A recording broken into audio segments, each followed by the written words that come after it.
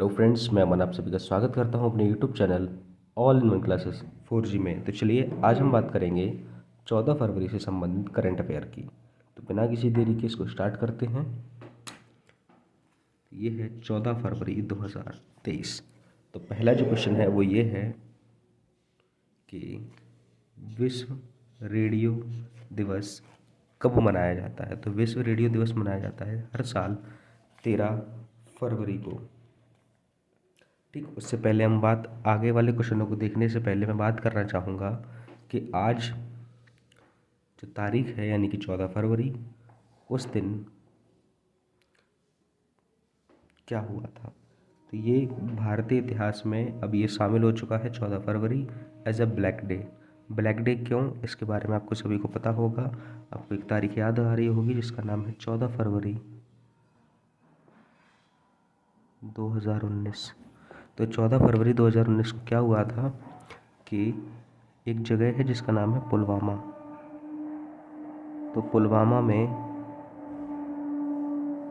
CRPF के 40 जवान, है ना, 14 फरवरी 2019 को पुलवामा एक जगह है जम्मू कश्मीर में, वहाँ सीआरपीएफ के 40 जवान शहीद हुए थे। ठीक, तो इनके शहीद होने में जो आतंकवादी समूह है उसने ही जिम्मेदारी ली थी, उसका नाम है जैश ए मोहम्मद।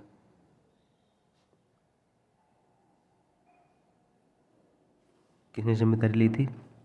जैश ए मोहम्मद ने ये जिम्मेदारी ली थी कि इन जवानों इनको शहीद ये जो हुए हैं तो किसकी वजह से हुए हैं? हमारी वजह से। ये जिम्मेदारी किसने ली थी? जैश ए मोहम्मद ने। तो आपको ये ध्यान याद रखना है 14 फरवरी नॉट एज अ वैलेंटाइन। तो 14 फरवरी को हमारे भारत देश के ये 40 जवान शहीद हुए थे, उनको श्रद्धांजलि देने का वक्त आ गया है। तो मैं ये चाहूँगा कि सभी लोग इनको याद करें, इनको नमन करें, क्योंकि ये वो लोग हैं जिनकी वजह से आज हम लोग अपने घरों में सुरक्षित बैठे हैं। तो चलिए मैं ज़्यादा वक्त नहीं लूँगा, चलते हैं अपने टॉपिक पे बिना किसी देरी के। दूसरा जो क्वेश्चन है वो ये है कि किस देश के शोधकर्ताओं ने अदृश्य गैलेक्सी की खोज की है। तो ये देश है इटली। तो इटली के शोधकर्ताओं ने अदृश्य गैलेक्सी की खोज की है।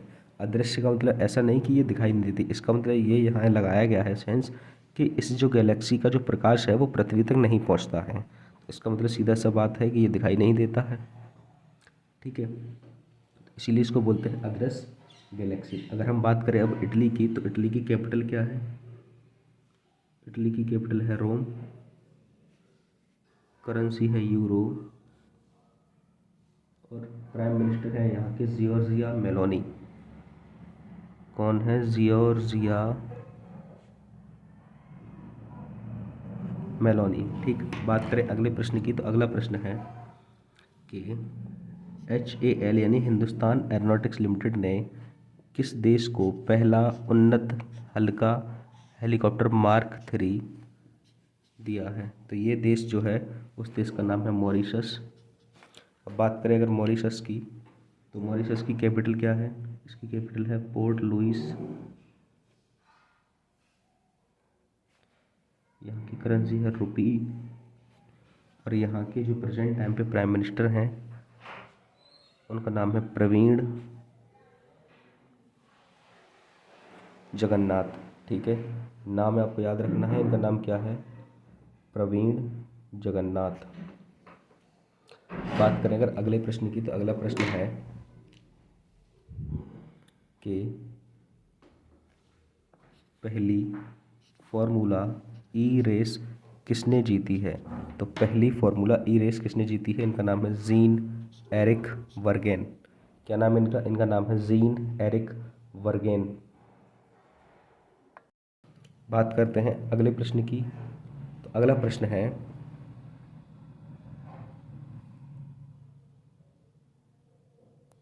कि किस देश के खिलाड़ी इयोन मॉर्गन ने क्रिकेट के सभी प्रारूपों से संन्यास की घोषणा की है? तो ये इंग्लैंड के एक खिलाड़ी हैं किस देश के हैं ये? इंग्लैंड के। तो इंग्लैंड के खिलाड़ी हैं इयॉन मॉर्गन। इन्होंने क्या किया है? इन्होंने क्रिकेट के सभी प्रारूपों से संन्यास की घोषणा की है। ठीक, अब ना ये T20 खेलेंगे, ना वनडे खेलेंगे, ना टेस्ट मैच खेलेंगे, कुछ नहीं खेलेंगे। ये सभी प्रारूपों से क्या करेंगे? संन्यास की घोषणा इन्होंने कर दी है, तो ये संन्यास ग्रहण करेंगे। अब बात करें नेक्स्ट, तो ये चुना गए हैं, क्या नाम है, ICC player of the month किसे चुना गया है? अभी देखो ICC का इस साल का जो मंथ जो निकला है वो क्या निकला है? जनवरी।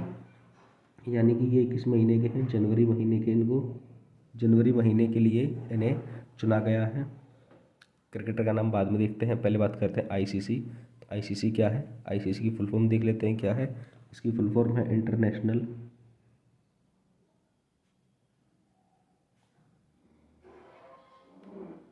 Cricket council. International cricket council, ठीक है। अब बात करें ये प्लेयर कौन है, तो इनका नाम है शुभमन गिल। क्या नाम है? ये एक भारतीय प्लेयर हैं जिनका नाम क्या है? शुभमन गिल। अब इंटरनेशनल क्रिकेट काउंसिल यानी कि ICC की स्थापना कब हुई थी? 1909 में। कहाँ? इसका हेडक्वार्टर कहाँ है? इसका हेडक्वार्टर है दुबई में। और प्रेजेंट टाइम पे जो इसके चेयरपर्सन है या चेयरमैन है उनका नाम है ग्रेग वार्कले। क्या नाम है उनका? उनका नाम है ग्रेग वार्कले, ठीक है। आपको याद रखना है, और ये याद रखना इनको किस महीने के लिए चुना गया है? जनवरी माह के लिए, ठीक। बात करें अगले प्रश्न की, तो अगला प्रश्न है हमारा कि वर्ल्ड हैप्पीनेस इंडेक्स में, वर्ल्ड हैप्पीनेस इंडेक्स 2023 में शीर्ष देश कौन सा रहा है? तो इसमें शीर्ष देश देखना है आपको कि शीर्ष देश कौन सा है। तो वो शीर्ष देश जो है वो लगातार 5वीं बार है फिनलैंड। क्या नाम है इसका? फिनलैंड। इसको लगातार 5 साल हो गई जिससे ये लगातार वर्ल्ड हैप्पीनेस इंडेक्स में लगातार 5वीं बार ये फर्स्ट रैंकिंग पे आ रहा है। अब 5वीं बार आ रहा है तो ये इंपॉर्टेंट है, तो इसको डिस्कस कर लेते हैं। अब बात करें अगर फिनलैंड की, तो फिनलैंड की कैपिटल क्या है? Helsinki, Helsinki. अब जो भी समझ में है, हेलेंस्की, हेलेंस्की। करेंसी है यहाँ की यूरो, और जो प्राइम मिनिस्टर है उनका नाम है सना मारेन। क्या नाम है प्राइम मिनिस्टर का? सना मारेन। और जो प्रेसिडेंट है यहाँ के उनका नाम है साउली निनिस्टो। क्या नाम है? साउली निनिस्टो, ठीक। और आपको ये याद रखना है कि फिनलैंड लगातार 5 बार वर्ल्ड हैप्पीनेस इंडेक्स में फर्स्ट रैंकिंग रहा है।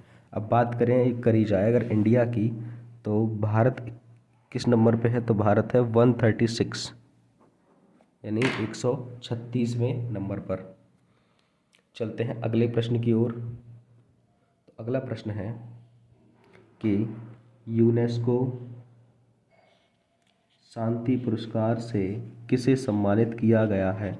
तो यूनेस्को शांति पुरस्कार से सम्मानित किया गया है जर्मनी की पूर्व चांसलर एंजेला मर्केल को। क्या नाम है इनका? इनका नाम है एंजेला मर्केल। ये है जर्मनी की पूर्व चांसलर, ठीक है। बात करते हैं अगले प्रश्न की, तो अगला है दूसरी भारतीय चावल कांग्रेस का उद्घाटन कहाँ किया गया है? तो दूसरी भारतीय चावल कांग्रेस का उद्घाटन किया गया है उड़ीसा के शहर कटक में। क्या नाम है इसका? इसका नाम है कटक। और कटक में भारतीय चावल अनुसंधान केंद्र भी है, ठीक है। तो चलिए चलते हैं अगले प्रश्न पे। तो अगला प्रश्न है कि चक्रवात गैब्रियल ने किस देश को चपेट में लिया है? तो ये देश है न्यूजीलैंड। तो यानी कि अब आप प्रश्न ये भी हो सकता है कि न्यूजीलैंड किस चक्रवात से प्रभावित है? उसका नाम है चक्रवात गैब्रियल।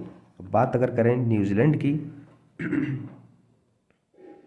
तो न्यूजीलैंड की जो कैपिटल है उसका नाम है वेलिंगटन।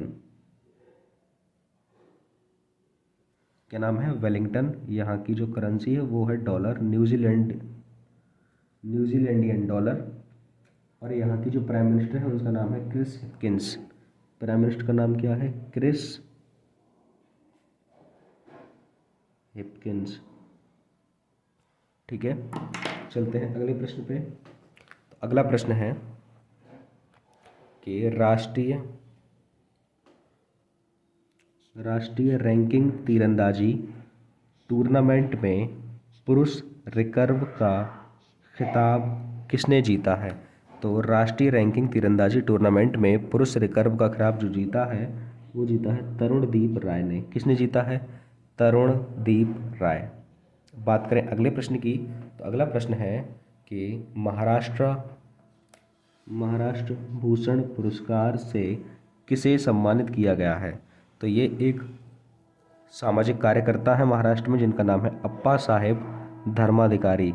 इन्हें क्या किया गया है? इन्हें महाराष्ट्र भूषण पुरस्कार से सम्मानित किया गया है। ठीक, अब बात करते हैं हम अगले प्रश्न की। तो अगला प्रश्न जो है हमारा वो बेहद इम्पोर्टेंट होने वाला है। ठीक है, हाँ तो चलते हैं। भूकंप प्रभावित तुर्की, ये देश है तुर्की, इसने तुर्की से नाम बदल के अपना क्या किया था? तुर्की। तो भूकंप प्रभावित तुर्की के लिए वर्ल्ड बैंक ने कितने अरब डॉलर की सहायता की घोषणा की है? तो ये जो उन्होंने रुपया भेजा है, इनके द्वारा भेजा जाएगा, उसने सहायता की घोषणा की है, तो वर्ल्ड बैंक के द्वारा भेजा जाएगा 1.78 अरब डॉलर। किस लिए? तुर्की के लिए, क्योंकि वहाँ पे भूकंप आया है। भूकंप से बहुत ज़्यादा तबाही मच चुकी है, बहुत ज़्यादा हालत गंभीर है वहाँ के लोगों की, वो खाने के लिए रहने के लिए हर चीज़ से तबाह हो गए हैं। तो इसलिए वर्ल्ड बैंक ने 1.78 अरब डॉलर की सहायता की घोषणा की है। अगर हम बात करें वर्ल्ड बैंक की, तो वर्ल्ड बैंक इसकी स्थापना कब हुई थी? इसकी स्थापना हुई थी 1958 में।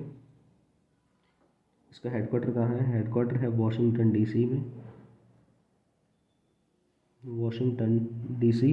और बात करें इसके चेयरपर्सन की, तो उनका नाम है डेविड मालपास। क्या नाम है इनका? इनका नाम है डेविड मालपास। बात करते हैं हम अगले प्रश्न की, और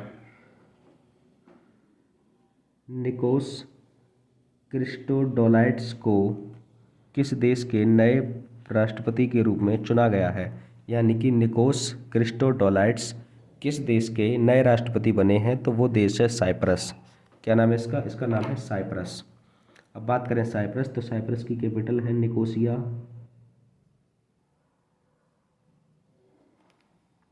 क्या नाम है इसका? इसकी कैपिटल है निकोसिया, और यहाँ की जो करेंसी है उसका नाम है यूरो। और राष्ट्रपति तो ये बन ही चुके हैं, इनका नाम क्या है? निकोस क्रिस्टोडोलाइट्स। बात करते हैं अगले प्रश्न की। अगला प्रश्न है कि पीएम मोदी ने एशिया के सबसे बड़े एयर शो का शुभारंभ कहाँ किया है? तो एशिया के सबसे बड़े एयर शो का शुभारंभ किया है पीएम मोदी ने बेंगलुरु में। बेंगलुरु में किया है एशिया के सबसे बड़े एयर शो का शुभारंभ। ठीक, तो ये था आज का करंट अफेयर। अब बात करते हैं कल के प्रश्न की। तो कल मैंने आपसे एक प्रश्न पूछा था, क्या था वो प्रश्न? कि किस राज्य ने या किस राज्य सरकार ने फैमिली आईडी पोर्टल, कौन सा पोर्टल?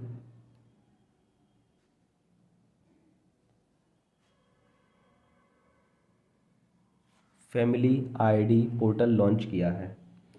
तो जिसका आंसर था उत्तर प्रदेश। तो उत्तर प्रदेश के मुख्यमंत्री ने फैमिली आईडी पोर्टल को लॉन्च किया है। और आज का जो आपका प्रश्न है वो ये है कि सीपी राधाकृष्णन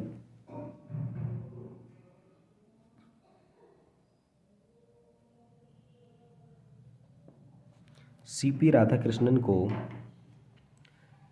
किस राज्य का राज्यपाल बनाया गया है? ठीक, तो जिसका आंसर आपको कमेंट बॉक्स में देना है। तो मिलते हैं कल की करंट अफेयर की क्लास में, तब तक के लिए जय हिंद, जय भारत।